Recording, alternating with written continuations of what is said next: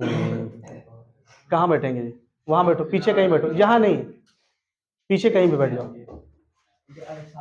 ऐसे नहीं बेटा, बैठने की जगह पे, हाँ एडजस्ट कर लो। ऋषभ अभी आए, देखो क्वेश्चन फिर से बता रहे हैं, देखिए एक बार देख लो, चालू है ठीक। अब यहाँ देखो ना, तो बंद होगा तो पता चलेगा। क्वेश्चन ये पूछा गया है कि यदि सेक थीटा बराबर 2 है तो थीटा बराबर क्या होगा। If sec theta is equal to 2 then theta की वैल्यू क्या है ना। तो यहाँ पे क्या किया गया है कि हमको सेक थीटा की वैल्यू अगर याद होगी तो यहाँ लिखा है कि सेक 60 डिग्री का मतलब होता है 2। तो इसका मतलब यहाँ पे थीटा की वैल्यू क्या है, 60 डिग्री है। थीटा बराबर तो 2 आया, लेकिन थीटा की वैल्यू कितनी है, 60, यानी सेक 60 होगा तो यहाँ पे 2 आएगा, तो थीटा की वैल्यू कितनी हो गई, 60 हो गई। पहला समझ में आया है। अच्छा अब दूसरा देखिए, दूसरा क्वेश्चन है कि 2 cos 3 theta is equal to 1। तो यहां पे पूछ रहा है थीटा की वैल्यू क्या है। अब हमने इसके एग्जांपल के लिए लिखा कि मान लीजिए कि 2 पेन की कीमत 1 रुपए है, या और आसानी के लिए लिख दे रहे हैं 2 पेन की कीमत 10 रुपए है, तो एक पेन कितने का होगा, 5 का होगा। तो यहाँ पेन बराबर 10 लिखा है, इधर 2 गुणा कर रहा है, उधर जाएगा तो भाग करेगा, डिवाइड करेगा, कितना आ गया 5। जस्ट इसी तरह यहां पे करना है कि लिखा है 2 और ये cos 3 थीटा है, तो 2 cos 3 थीटा की वैल्यू क्या है, 1 है। हाथ हटाओ उस पर।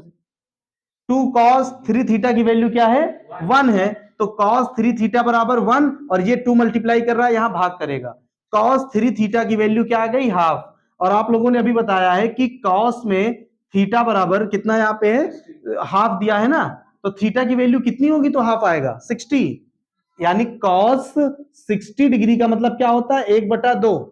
ये हमारा रफ पेज है, ठीक है।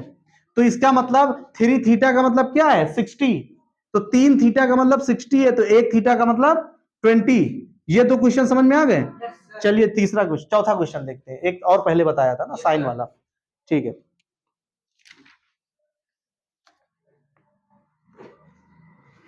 क्वेश्चन देखिए, क्वेश्चन है 2 tan 30 degree upon 1 plus tan square 30 degree. इसमें पूछा गया है कि इसकी कितनी वैल्यू है। ये क्वेश्चन इतना ज्यादा आसान है किसके लिए, जिसको सिर्फ tan की वैल्यू याद हो, वो तुरंत लगा देंगे। चलिए लगाते हैं। सभी को दिख रहा है कि नहीं दिख रहा है। अच्छा देखिए 2 तो 2 ही रहेगा, tan 30 की वैल्यू कितनी है ये बताइए, 1/√3। क्वेश्चन हमारा क्या है, tan, हाँ नीचे वाले में स्क्वायर है, ठीक है। आप लोग ध्यान देना वैल्यू गलत ना होने पाए, tan 30 1/√3 है, ठीक है। इसके बाद देखिए 1 प्लस tan स्क्वायर, tan 30 फिर से है ना, फिर tan 30 क्या रखेंगे, यहां देखो सब लोग यहीं देखो, 1/√3 स्क्वायर है तो 2 बार लिख देंगे। ये आपका क्वेश्चन था और ये सॉल्यूशन का पहला स्टेप है। इसको ऐसे हमने कन्वर्ट किया, इतना समझने में किसी को दिक्कत है, समझ में आ रहा है ना। आगे देखिए, ये बहुत से लोग अंडर रूट से डरते हैं, ये कुछ है नहीं। अंडर रूट का क्वेश्चन इजी होता है, बस अंडर रूट में कोई चीज लिखी है जैसे 25, तो बाहर आके क्या बनेगा, और अगर अंडर रूट में कोई चीज है जैसे अंडर√2, अंडर√3, तो मल्टीप्लाई होगा ना, अंडर√6 आ गया, कोई दिक्कत है। अंडर रूट में सेम चीज है, अंडर√2 तो सिर्फ 2 आ गया, और क्या है, बस आसान तो है, एक नंबर ही है, वो सिर्फ रूट लग गया है ना।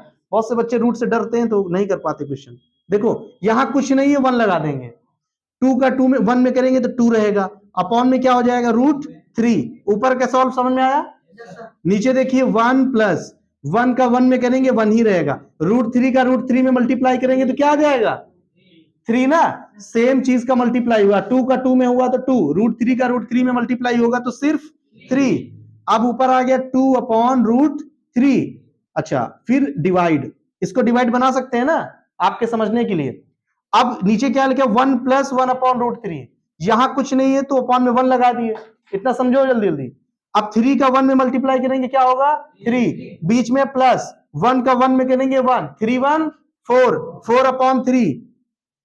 ये समझ में आया 4 कैसे आया, तिरछा गुणा करके, 3 एकन्नम, ऐसे देखो 3 + 1/3, ऐसे 3 का 1 में 3, 1 में 1 में 1, और 1 तिया 3, तो 3 1 4/3 हो गया। हमने भाग इसीलिए बनाया ताकि आपको सवाल समझ में आए कि नंबर पलटता कैसे है, वरना बटे के नीचे बटा आप कंफ्यूज हो जाएंगे। आगे देखिए 2 बटे में है √3, भाग को क्या बना देंगे, गुणा। जैसे ही भाग गुणा बनेगा आगे क्या होगा, हाँ रेसिप्रोकल, यानी पलट जाएगा। 2 यहाँ पे 4 ऊपर है, 4 नीचे आ जाएगा, क्या बन जाएगा 3/4। किसी भी स्टेप में दिक्कत हो बोलो, समझ में आ रहा है? 2 से 4 को काटेंगे, 2 2 जा 4। आगे देखो ऊपर क्या बचा 3, नीचे क्या बचा 2√3। आंसर ये नहीं है, अभी रुके रहो, क्योंकि ऑप्शन में देखो क्या क्या आंसर दिया है, आपको बता दें।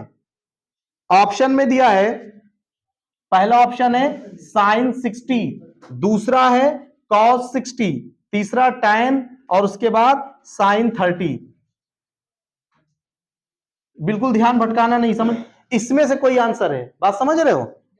अच्छा 3/2√3 इसमें से किसी की वैल्यू भी नहीं है। इसको और आसान करना है, देखो हम किसी भी क्वेश्चन में, ये हमारा रफ है, किसी भी क्वेश्चन में ऊपर नीचे सेम नंबर से मल्टीप्लाई कर सकते हैं, मैथ में ये है पावर, ठीक है, क्योंकि उससे नंबर पे कोई फर्क नहीं पड़ेगा। जैसे आप समझिए लिखा है 2/4, क्या लिखा है? अब इसमें अगर हम 3 से ऊपर नीचे मल्टीप्लाई भी कर दें तो रहेगा 2/4 ही ना, 3 से 3 कट जाएगा। तो इसको आसान करने के लिए हम √3 से ऊपर नीचे मल्टीप्लाई कर रहे हैं, किससे? ऊपर क्या बन जाएगा 3√3 और नीचे क्या बन जाएगा 2 × 3। नीचे 3 कैसे आया, समझ में आया? नीचे 3 क्यों आया? हाँ, √3 मिला करके क्या बन गया 3। अच्छा तो नीचे डायरेक्ट 6 लिख सकते थे हम तो, है ना? 6 नहीं लिखते, चलो 3 से 3 क्या होगा, ऊपर क्या बचा 3√3 और नीचे, अब आपके क्वेश्चन में 4 ऑप्शन है, ठीक है, तो √3/2 इसमें से किसकी वैल्यू है? sin 60 ना, sin 60 डिग्री, यही क्या है आंसर। sin 60 क्यों आया? क्योंकि √3/2 इसकी वैल्यू है, ठीक है। cos 60 क्यों नहीं आया? क्योंकि cos 60 की वैल्यू नहीं है, tan 60 की भी नहीं है, sin 30 की भी नहीं है, तो ऑप्शन कौन सा सही है?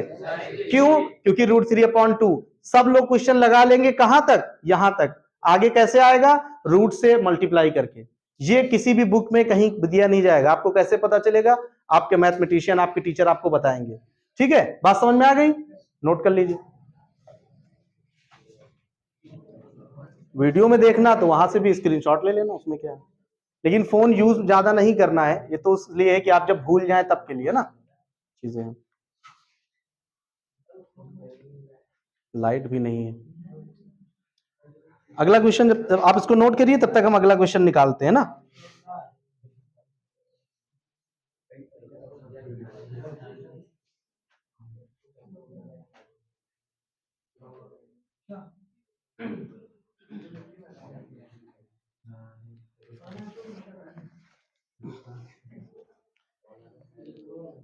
भाई ए कॉपी कहाँ है तुम्हारी? उधर है, सब रिकॉर्डिंग हो रहा होगा, ये कुछ चल रहा है? हाँ हाँ ठीक है, बैग उठा लो, बैग डिस्टर्ब ना हो। यहाँ अगला क्वेश्चन करते हैं ना।